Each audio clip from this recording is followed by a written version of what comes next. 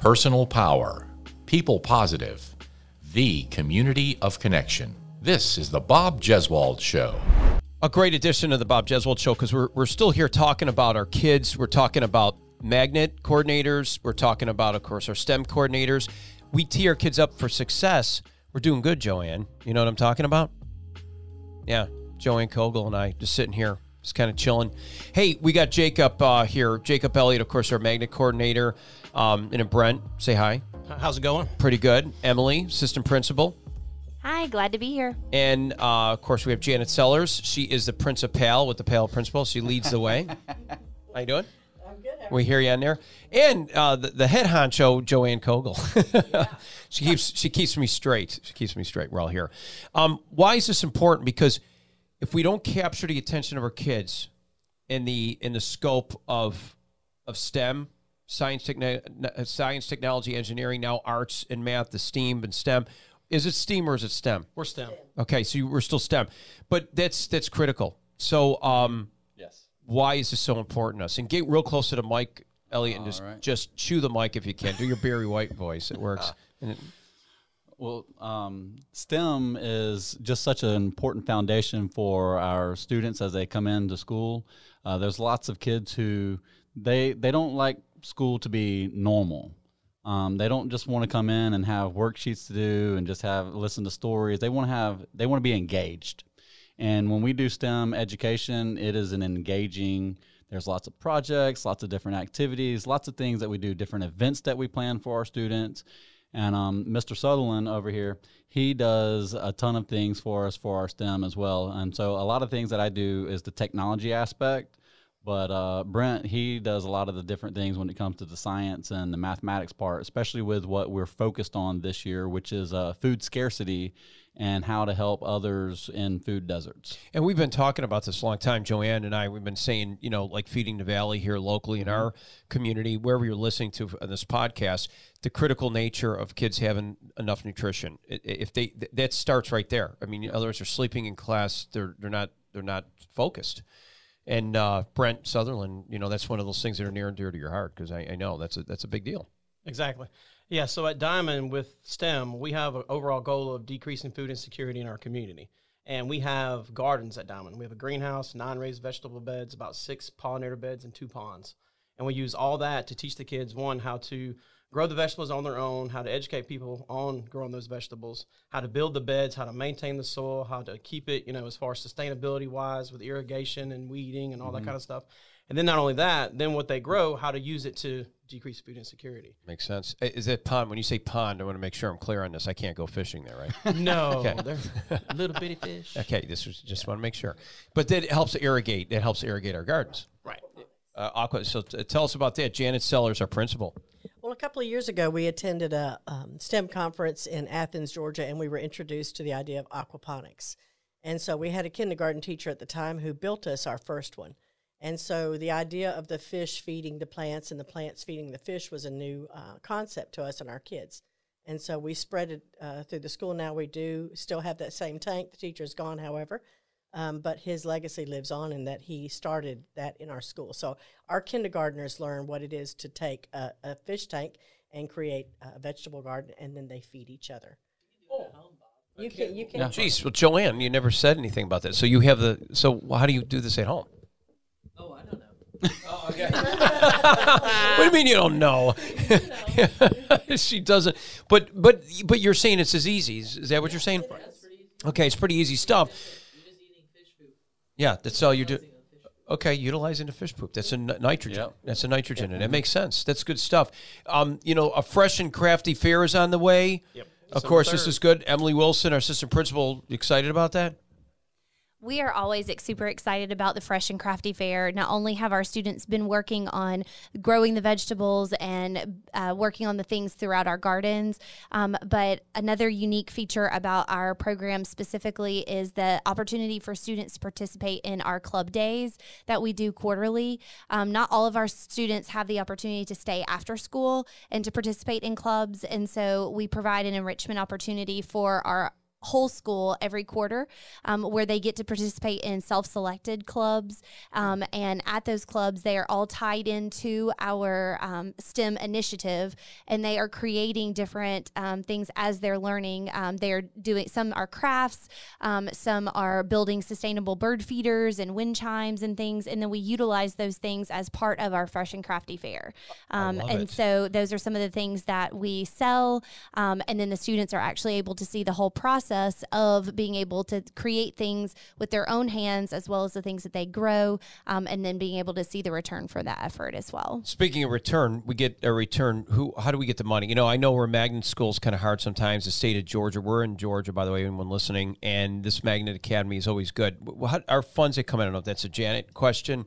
Yeah. And Well, what we do is we take the money from the crafty fairs that we get, and we decide as a school in the beginning of the year what it is that we would like to work on. Because like you said, funds are limited in school systems and schools in general. And so we have to come up with ways to fund the programs that we run. So for STEM, it was always our biggest challenge has always been the money situation. So when we got together and we decided on these crafty days, we thought, well, what can we do to address our issues to put it back into what we're doing? And so we do take the funds. Last year we raised $1,200, and we were able to get sunshades for our playground, because our kids saw a need for the fact that their playgrounds were too hot. And so we reinvested the money into the sunshades for the kids' programs. I like that. I think that that's a really cool part of the process that we go through with STEM education, is that not only are they seeing it all the way through and selling their products, but like Ms. Sellers mentioned, then the students are actually involved in making decisions about how that money is spent, because through the problem-based learning, they identify different problems that they want to solve on our campus, and then think about how they can go about the steps in order to follow the engineering design model, and actually go through and solve those problems. And so the sun sales were a perfect example of that. So the students are actually involved in how we spend the funds and how we can better improve our school environment and our community as a whole. Jacob is excited because, Jacob, you're saying when you do this, a lot of this is part of your job, makes it so much easier now. But you got to make sure that A is talking to B and C and so on and so forth. That's what you and Brent are doing. We try to communicate a lot with what we do and how things are going. Like last night, I was just texting Brent. And I was like, "Hey, do you have some soil? Because I need some soil, dude. I need some dirt, dude. I need some Give me dirt. the dirt. Give me the scoop. Exactly. I'm a dirt because guy. I do First Lego League after school today, and our kids are coming up with this idea about roof gardens and how to insulate houses and help keep them warm during the wintertime and keep them cool during the summertime. And one of our ideas was to use a roof garden. So I was like, hey, I need some dirt because we want to do this activity. Well, say, Joanne, grab the microphone. Thank you. Look at Emily swinging that mic. Whoa, Emily said she was so nervous about this. She's just like owning the place. I was like, I could just whip that mic right in Joanne's face. There you go. I said, fun fact, I was born in, well, not born, but I grew up in an earth-sheltered house. I'm learning more. I've known her for how many years? I learned something new every week with Joanne. So tell me about this. My neighbors had a garden on the roof, and my other neighbors had horses on the roof. Well, wait a minute. Wait, is this New York or Canada? This is Canada. How in the heck did you do that in Canada? I don't know. You just have a hill, and you dig a hole in the hill. And no, but I'm just saying it's so cold. You and I are from up there. Then when you grow that's why we only had to heat our house with wood stove growing up. Jeez, I never knew there you this. Go, fun fact. This is why I'm loving it. I love it, Bob. And I grew up in a hill. The Havens in Canada, My dad built it. Yeah. I love it. That's so some proud. cool stuff. I got to talk to him about that. Yeah, earth-sheltered house. So think about that, guys. I mean, Brent's kind of lighting up about that. What do you? I mean, is that something? I mean, when we teach now we our had kids, to mow our roof, and well, now you can weed whack it. You just weed. I'll send you pictures. I want to see this. You guys didn't have goats? No, we didn't have goats. The goats will just groom it. Ever been to Pigeon Forge? They've got goats on a roof. That's right. We were the less of the progressive of the three neighborhoods. The other neighbors had a garden. The other neighbors had horses and cows. But see how this is stimulating all this. This is a kind of energy you want with the kids, right, Brent? I mean, when you're, right? Exactly. Yeah, I'm also the partner and ed coordinator. So hearing her say that, my mind is like, oh, Jacob's got somebody to interview with the kids now. Yeah, to get real life application. Joanne, Which hey, is STEM to a T, because if Come you have on. real life and she That's lived right. it, she could talk to them all about it. Joanne, got your date set up. That's what you want to do. I mean, the next Zoom. So I did want to Yeah. say one thing about the Fresh and Crafty Fair that Yeah. we did last year. So Yeah. we did it in May, and we're doing our next one. We're doing December 3rd. So it's on Saturday Right, from right. 10 to 12. We're doing it December 3rd, right? Yeah, that is a Saturday. And, but So it's a Santa Claus Classic, 10K. The 4th, my bad. the Sunday. idea for the sunshade Yes. actually came from a first grader. Oh, so think about that.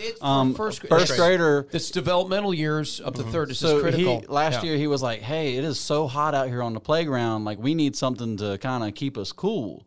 And so then that class decided to do a little bit of research and figure out how could they have the playground a little bit cooler.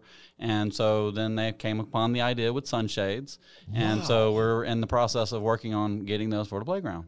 That gives. I mean, this is amazing. So kind of what we do at Diamond is we take kids from kindergarten and we start introducing them to things that life is going to have. So for instance, if it like with the kid with the playground and the sunshades, I mean, what do they think about life? What are they going to do in life, and where are they going to go? So we have them now walking around our school saying, oh, we're going to be botanists, we're going to be agriculturalists, we're going to be engineers, we're going to be, whatever it is that they're working on. And so kids at Diamond don't always just sit there and do worksheets. They're like they said earlier, they're involved, and they're involved in real world stuff. Let me ask you this: in the state of Georgia, because the way funding is, I mean, does it really? And I don't want to get this is not a political show, but whoever's running for office or governor, and we know there's some big races at the time of this podcast, and maybe at this time of the podcast, if somebody's listening, you may already know who the new governor is or the incumbent. But what is this critical? Are they all on the same page? Are our politicians like totally grabbing onto this? I mean, because this is good to me, funding and all this good stuff. Would you say, without, you don't have to get politically, I don't want to put you on the spot, but is this a big deal for our politicians to embrace? They act like it is. Okay, that's a good, and that's what I want people to know. They act, this is, to me, instead of the way, and nothing to our educators, all you guys here, but it seems like it's so difficult to be an educator today because you got to follow all these crazy rules, and then you're not really teaching because you're worrying about what the state is recommending to meet these benchmarks. And I'm simplifying this, of course. And yet, when you guys are talking in these simple terms like this, to me, that's the education. Mm-hmm. And you guys are kind of thinking out of the box like this. So you're able to do this without having to do all these other crazy measurements, or, I see Janet looking at me. Let's just say it's a balance. So we do have state things that we have to follow, and there's just no way around them. And then we have district things. So I've been doing this for 10 years as principal at Diamond. And when I started, it was unheard of what I'm doing, sadly. Sounds it. It was, yes. So it's been quite a struggle, to be quite honest with you. But it's been an enjoyable struggle, because finding the people to kind of see my vision, that's what I've done with these folks. Is first I had one gentleman who worked with me at the time, and he was so on board with STEM, but it was so unknown at the time. I mean, and you're just talking just 10 years ago. But in the meantime, I hired first Mr. Elliott as magnet coordinator because he took that gentleman's place. And then along came Mr. Sutherland several years later. And then, of course, Miss Wilson, she joined me 5 years ago. And so in the process, it really is the people that you find, because, yes, the district is a problem. I mean, I'm not a problem, but they're not as... There's the tape, the yellow quick. tape. Yeah, there's the yellow tape. But Safe word. Yeah, exactly. Dr. Lewis is a wonderful superintendent. He does do a lot of things for the schools and the school district that have been very positive over the years.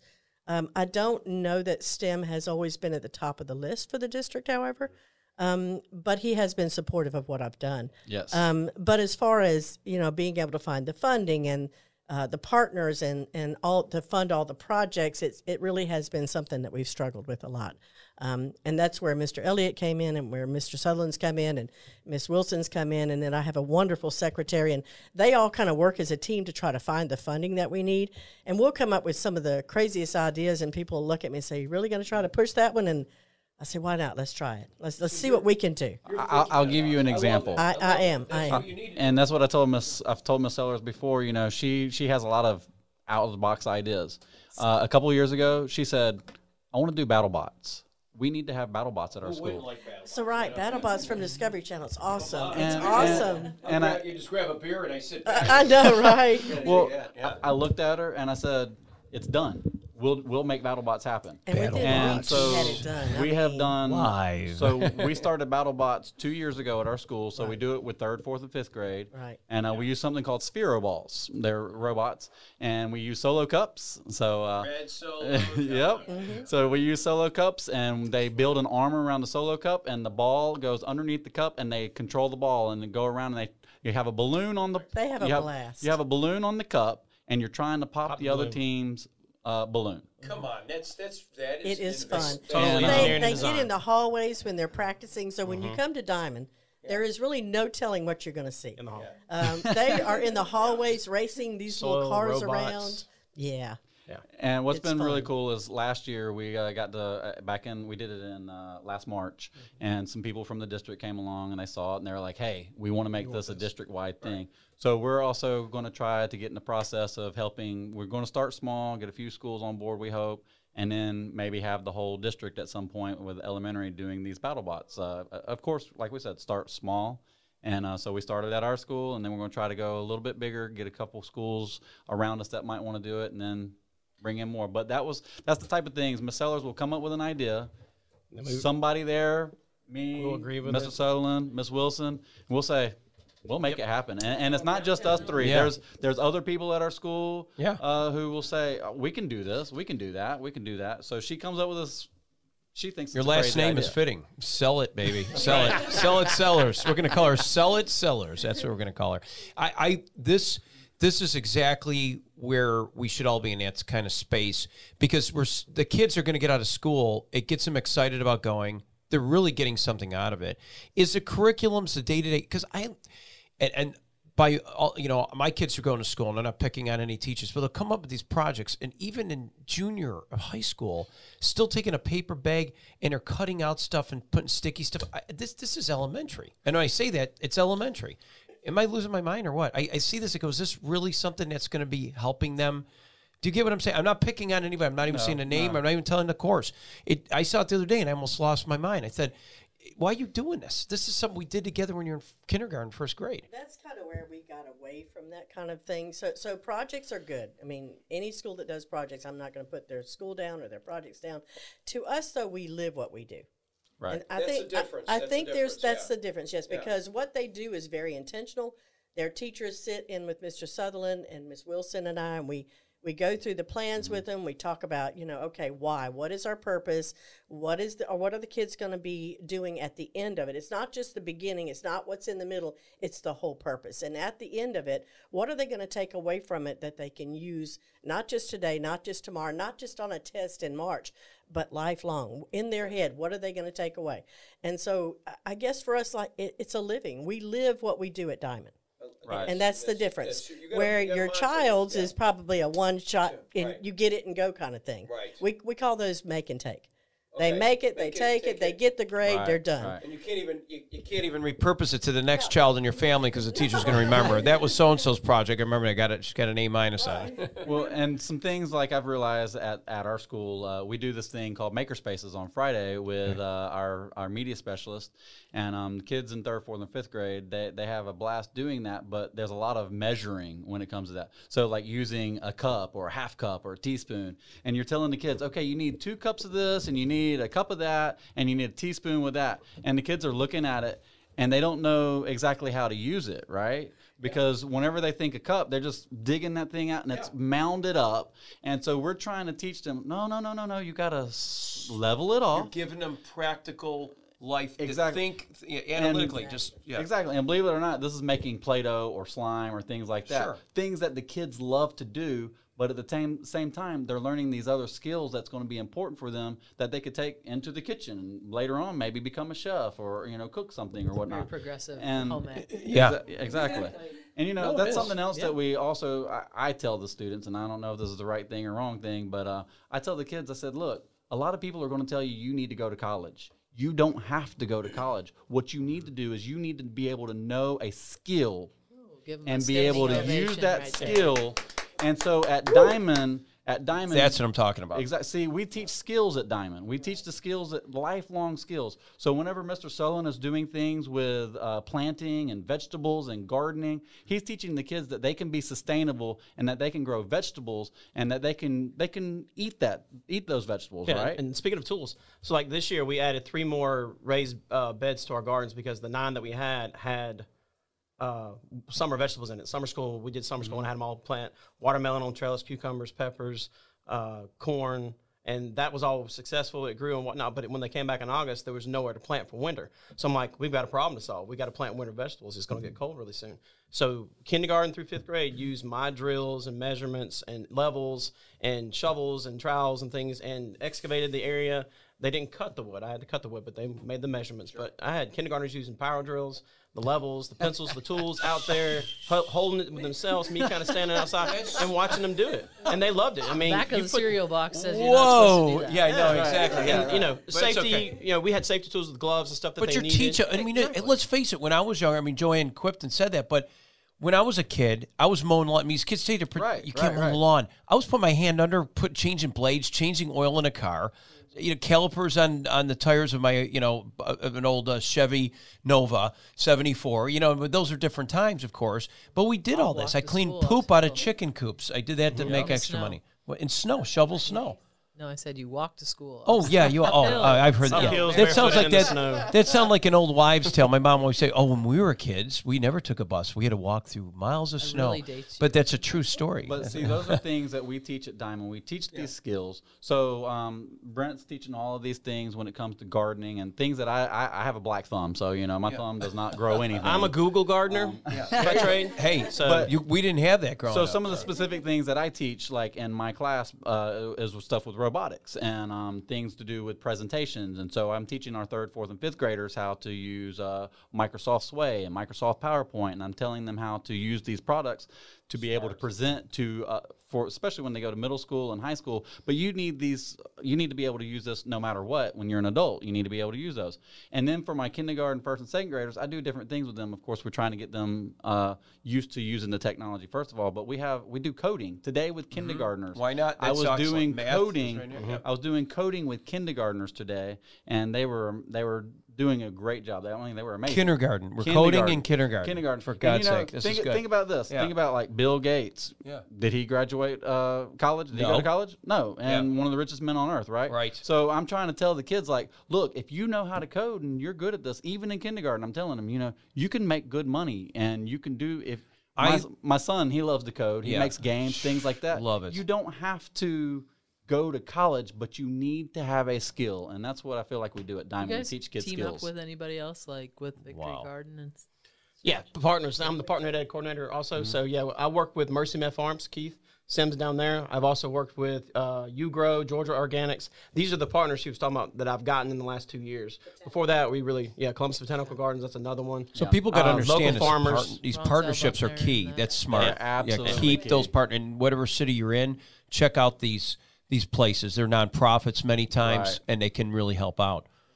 What's the challenges we're meeting here, though? What are some of the hurdles you guys? I know you're facing some. Emily's nodding her head. I mean, it's like, how do you get past these hurdles? Because I know there's a lot of bureaucracies, a lot of red tape. We mentioned that earlier. Yellow tape, caution tape. But how do we break that barrier of some of that? Because people got to understand, too, when we're talking about this Magnet Academy and this program and the way you guys are coordinating this along with some of the marks of STEM, or some schools have STEAM with the arts involved, how do you still got to do your regular day in curriculum. So when do we find the time to do this? But I wanted you to answer the other one, too, because I was trying to, I had a couple things there. You're throwing multiple questions at me at one time. I'm seeing if you can multitask, Emily. Come on. One of the best multitaskers you'll ever meet. I had that feeling. Well, one of the things I wanted to point out is just through this conversation, I'm sure not only you all, but anyone that's listening to this can just hear the passion that flows out of the people that are in this room. Yes. And one of the things that I think is amazing is being, this is my 5th year at Diamond, and it is truly a hidden gem within the city because there are so many passionate people. And I think that speaks so much to what is truly important in education, because when you have the right people on the bus, when you have the right people that that are working towards making this difference in students' lives, then that passion overflows, and they are so willing to give of their time and their resources and their skills to be able to ensure that our future generation is successful and that we are pointing them in a positive direction. And so going back to your question on what are some of the challenges, one of the real challenges that we are facing right now in education is the crisis of teachers and lack of educators. I wasn't thinking that, but that makes sense. Yeah. And finding people that will continue to push forward these innovative ideas and that are continuing to be passionate about what we're doing. And so, I mean, obviously there are lots of different challenges, but having the right people and the people that truly are there because they care and are passionate about moving forward is truly important. If that's a case, that is a case. But do you? To me, I would want to teach under this kind of curriculum, because you still got to meet all the other stuff, and you still got to teach math, Brent, right? And you got English and everything else. Of course, our upper management here would be in a different role. You're managing it all. But these other teachers still got to do the day-to-day, the grind of that. To take this extra initiative, how many extra hours a day is it taking you all to do this in addition to that? And I guess Janet's going to jump in on that. So what we do is with STEM, the initiative itself, you integrate everything. And that's how you come across getting it all in there. So in math, if they're doing measurement with Mr. Sutherland, then they're doing measurement in the classroom. So we take all of the, teachers write lesson plans, and I'm not sure how many, regular people know what a lesson plan is, but it's basically your plan for the day. And so the teachers, everything they do, they're going to be reading about it in class. They're going to be writing about it. They're going to be doing math with it. Of course, the sciences around the agriculture. It might be soil. It might be I don't know, the water evaporation and all that kind of thing. So you really, the key word in what we do is integration. So you integrate everything. Like okay. Right. Yeah, I'm gonna put that. I'm writing that down because when I promote this, that makes a lot of sense. You have to do that. Mm-hmm.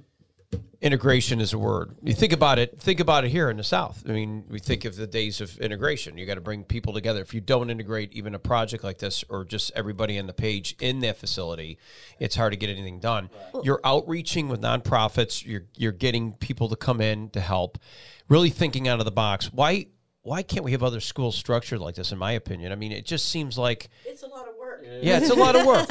Is it just because you guys are highly motivated people, or is it just some of the some schools don't have the money, or it might be in a more blighted area? Let me kind of tell you the story. So when I first walked into Dimon, I walked in there. Come a little closer and hear that rich voice of yours. I walked into Dimon 12 years ago. I was the assistant principal. I was hired in April 12 years ago. So you're Emily Wilson, is what I was Emily Wilson. Okay. See, I was as energetic at that time as her too. I was 10 years younger. You still seem that way. So, but anyway, the first time I walked through the campus, my very first day there, I thought, wow, what a beautiful school. And I walked down the main hall into the back, and I saw this enormous greenhouse. Me being a plant person anyway, sure. My mother was as well. Right. She kind of gave me her green thumb. Anyway, I saw this beautiful greenhouse, and I thought, wow, I wonder what they do with that. And I went and I opened the door expecting to see plants, furniture. What? Old desks, teachers' desks, principals' desks, chairs everywhere. And I thought, oh, my heart really just hurt. Yeah. I was like, oh, my God, all this room and all the beautiful things they could do with this, and it's sitting. So behind it, when you turn like 180 degrees, there was this wonderful shed. And I thought, okay, surely something has to be in that shed. You're expecting... Exactly. You open the door and more chairs and junk. Yeah. So I thought, wow, if I took this school, this would be different. Well, I kind of didn't realize I was going to take the school. 2.5 years later, our principal decided to retire, Dr. Valerie Williams. Wonderful. She taught me a lot about what I do now. I still have very fond memories of her. But when I took the school from her, I thought, okay, how can I take what she's given me and what she started, and how can I make it better? And so I got with this gentleman I told you about that he was part of his name was Mr. Ray. Yeah. And he wanted to do science, technology, engineering, math. And I said, well, Mr. Ray, this is what you do. you go to all the conferences. I'm going to send you to everything I can possibly send you to learn about STEM, because he nor I really knew anything about it. Sure, that was all new. Well, the very next year he leaves me because, of course, he wants to be an assistant principal. So I understood. So then I took on the role. I said, well, I guess if everybody's going to leave, I'll do it myself. And I went to the first conference and I thought, wow, what a way to take what we have on our grounds and make education different for kids. And so that's kind of where I started. And then, like I told you earlier, I got Mr. Elliott involved, and then eventually I got Mr. Sutherland involved, and, of course, Miss Wilson came on board. My prior assistant principal is actually the one who went through the first certification with me. She's Pat Woodall. She's at Brewer now as the principal. Yeah. And so it has really taken a team of dedicated people. Now, your question, why don't more people do this kind of work? Right. It is a lot of work. It takes a lot of effort from all of us in this room. Yes. These three right here probably put 50 and 60 hours a week easily. Some weeks plus. Some days I leave and Miss Wilson's still working. Some days she leaves and I'm still working. And the same with these two. Mr. Sutherland, we have to tell him to go home. Now, are you, and not to be so personal, are you single? No, I'm married and I have 4 kids. Well, how does that work? Now, that's another podcast. We got to figure out how does a wife allow that? She's very understanding, and she knows what we're doing, and it's for the good of the kids. Okay, that's a good answer. That was good, and that's why she supports it. I hear what you're all saying. This is good. Joanne, you know, even what you do, I mean, you're of course, Joanne's health and fitness. I mean, that's her specialty. We didn't really talk about the kids being physically active too. I mean, is there any components to say, I know phys ed is big in a Magnet Academy versus just your regular standard public or private schools even, but to go to a magnet school, is it just, do we have a better, should I say, advantage over those other schools that are not magnet? Do you see that as something, anybody could answer that? I feel like for a Dimon, we do have a little bit of an advantage because those magnet students, they have to test to get in. So we test those students, they're from out of our residential zone. So we have, in each grade level, we have 2 residential classes and we have 1 magnet class. Okay, so the neat thing about STEM, though, is that we are school-wide certified. So everybody who walks in our door, no matter what, they're getting a STEM education. That's what I was saying. So not just the magnet students are getting STEM education, good. But anybody who walks in our door is getting a STEM education. But for our magnet students specifically, which that just opened up, the magnet window just opened up, but we test students. There's some schools who are magnet schools, they don't test the kids, they just automatically accept them in. Mm-hmm. To come into Dimon, we have a certain expectation. And so anybody coming in kindergarten, coming into our magnet program, first grade, second grade, we test all of the students. We check all of their grades, their behavior, things like that. And so it does give us a little bit of an advantage whenever the students come to us and we have some of those kids because we expect the kids to already be at a certain level. Right. So there is a little bit of an advantage there, and it's almost kind of like college, and you're trying to recruit players, for your football team. That's right. I just want to make sure. Team. But if we can, STEM across the board, across the United States is great because, we're in California, Nevada, where I was at, it gives them a possibility. Even the kid who isn't a good test taker or maybe doesn't really. So what I was going to say about the why don't more schools do STEM? And Ms. Sellers is exactly right. It's a lot of work. I mean, it took several years. Back to that. It took several years before we even got to the point where we were like, okay, we're ready to be observed and looked at and all that good stuff. And then they said, oh, y'all have the biggest notebook we've ever seen. Like whenever we had a notebook about a foot long. I mean, it was big. But there's a lot of schools who tell us, like they come, we're going to do STEM. We're going to do STEM. But they don't ever go through the whole process of doing the stuff that they need to do to get certified through the state, because then they realize, hey, I'm just going to do this part of STEM, or I'm just going to do that part of STEM because we can do that, but we can't get buy-in. That's another thing, is you got to have buy-in with the staff. Mm-hmm. And if you've got a lot of people on staff who don't want to do it, then it's called fire some people. Start to recruit teachers. I don't know if that's legal. Actually, what will happen is teachers. I know you're thinking that. Don't tell me that you're not. Teachers will, and it is a lot of work, and it can be very challenging. And if they are not up for the challenge or whatnot, or some teachers, they're just like, you know what, I've enjoyed what I've done, but I'm going to go to a different school, and that's okay. It's nothing because there is a lot of. It's not just cut and dry. There's a lot of extra stuff, lots of extra activities. Club day is something that I don't know that happens at any other school, and it is very chaotic. Yeah. things that happen that we do, the events that we plan. We did a career day a couple weeks ago. We did a truck day. Those things are as organized as possible, but they're still kind of chaotic events, and but they're great things because the kids learn. You know, a lot of times when you learn, you don't just learn boop, boop, boop, boop, boop. Sure. You learn through the chaos, right? Right, I mean, makes at least, sense. At least I do. I don't know about other people. But it's real life. I mean, Right, again, exactly. we're teeing them up for life skills, and we keep following that same format. Well, that's the thing. What do you do in life that's worth doing that is easy? You know, and I think that the thing about STEM education in general is that while the concept of STEM is new and innovative and, 21st century skills, it's also just really good teaching. Sure. And at the end of the day, this is my 17th year in education, and we didn't talk about STEM 17 years ago, but what we did talk about was brain-based learning. And when all of these community partners are coming in and when we are integrating the curriculum, then that's authenticity. That's what students are going to be able to retain, and they're going to be able to carry into what is next for them. And so I think that that's something that makes STEM education, and especially the education at Dimon, different, is because we are not doing things in isolation. They're not learning those concepts in isolation. It is a more authentic example of a way to approach education that not only incorporates the content. We've talked a lot today about those requirements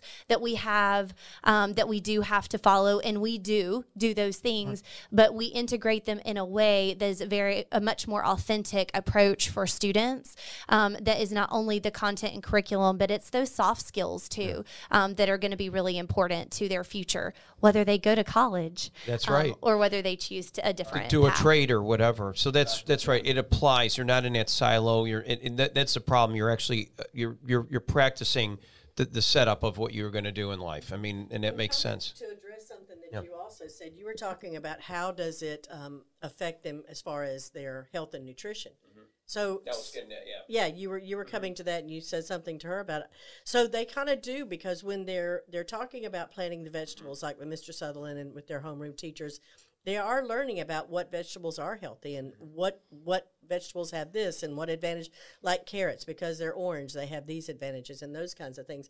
We have kids trying things like kale for the first time. We had one young... Kale shakes are great. Exactly. Right. Hide the flavor in there. You just slip it into a smoothie and you'll never know. We had a first grader a couple of years ago. He went home with his first bag of kale to his mom. He got everybody's in the room because he liked it, everybody who didn't want it. He took it home to his mom. He said, "Mom, cook this for me." So when she did cook it for him, he brought a little bit back to the teacher. And he said, "Look, Mom cooked this kale for me. I want you to try her." Yeah. And the teacher was like, "It was amazing." And now he loves kale. So now he's like in the third grade, and he still wants us to grow kale every year. So what are we doing with this kind of learning as far as health is concerned? Yeah, it's putting lifelong things in there. And we actually have a group working with us through UGROW this year. It's called the Food Corps, and I have Maya Davis that works with my class. She comes now twice a week, and what she does is teach them about the vegetables and the fruits and what part of the body they're good for: brain, skin, nails, all that kind of stuff. We have a big bulletin board outside my classroom right now, and that's what she's been doing with them since August, and then doing food tastings, like with the kale and stuff. So we had the yogurt and the fruit, stuff like that, the granola bar. Then we're growing kale to do kale chips. We're growing spinach because she wants to have them tastings with spinach and things like that, with strawberry and whatnot. So that's it. Well, you guys are all a Dimon in the rough. Dimon, so we know it's not Diamond Elementary. You can see it here in the podcast. As 5th century Confucius would say, if you can't draw a tiger, draw a dog. Yogi Berra said, were you a Yanks fan? Yogi Berra said, if you come to a fork in the road, just take it. So so what you guys are doing, you're providing all these thinking out of the box solutions. You're integrating the team together, which makes sense. Key to your success. Great opportunities to bring our kids into reality. I mean, that's really what it is. So thank you for what you all do. Hopefully you guys can glean something out of this. Joanne and I now are going to go mow our roof. We'll be right back. If you want to catch more of this, of course, Bob and Joanne, well, we got another show coming up after this one. Joanne, you're going to be, we're going to be talking in the next Bob Jeswald show, I think, coming up. It's going to be, you got some good stuff with some ladies coming up. Who is it? Tell us about it. Melita, I think you pronounce her last name Eldridge. Yeah, Eldridge. Okay, good. From the new Women's Health Center. So we start talking about that too. And just think, I'm sure we're going to learn a lot from her in this next podcast, that if you could have had this kind of opportunity at Dimon Magnet Elementary, then maybe, it changes lives. It really certainly does. You might not be a weatherman. True. You know what? I wouldn't want to. You know You what? might be You're in right. your combine. I would be in my combine. I would Driving be down growing your organic cornfield. food, cornfields. I'd be mowing my roof. Vroom, vroom. Vroom, vroom. You could be coating your lawnmower. That's to mow it. your roof. There you There go. you go. That's what I'm talking about. And a little bit of I'll robotics. send you some pictures. I've got them on my phone. I love it. I got to see this. And we're going to check it out. We'll show it to you on the next Bob Jeswald Show, which you can get anytime. We stream Wednesdays at 7 p.m. at WRBL.com. You can see the lovely faces here of everybody in today's podcast, if you care to do that. Oh, we are now on YouTube, Lewis, our director, tells us. Lewis, thank you. Lewis Myers in the house, who doesn't say anything, but he is behind the scenes doing all this great stuff. So Lewis is doing that for us. We're also on Spotify, Apple, iHeart, wherever you get it. And on social media, we got you here at Twitter, Facebook, and Instagram. We say goodbye for now. We'll be back again, and we'll see you guys on the other side of the Bob Jeswald Show and Joanne Kogel coming up.